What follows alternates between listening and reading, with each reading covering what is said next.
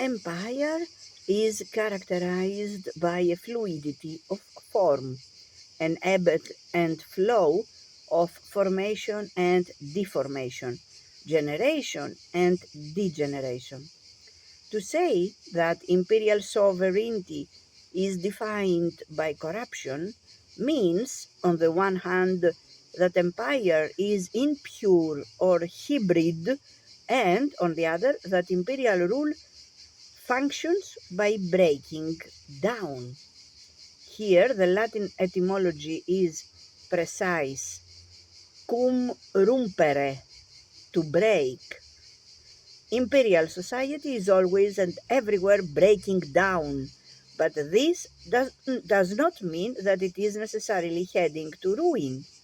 Just as the crisis of modernity in our characterization did not point to any imminent or necessary collapse, so too the corruption of empire does not indicate any teleology or any end in sight. In other words, the crisis of modern sovereignty was not temporary or exceptional, as one would refer to the stock market crash of 1929 as a crisis, but rather the norm of modernity.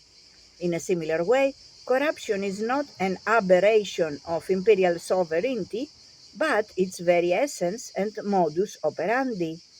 The imperial economy, for example, functions precisely through corruption, and it cannot function otherwise. There is certainly a tradition that views corruption as a tragic flaw of empire, the accident without which empire would have triumphed. Think of Shakespeare and Gibbon as two very different examples. We see corruption rather not as accidental but as necessary, or more accurately, empire requires that all relations be accidental. Imperial power is founded on the rupture of every determinate ontological relationship.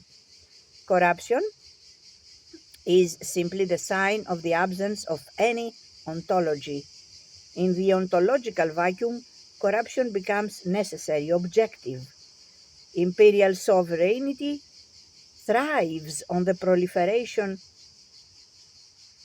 proliferating contradictions corruption gives rise to. It is stabilized by its instabilities, by its impurities and admixture.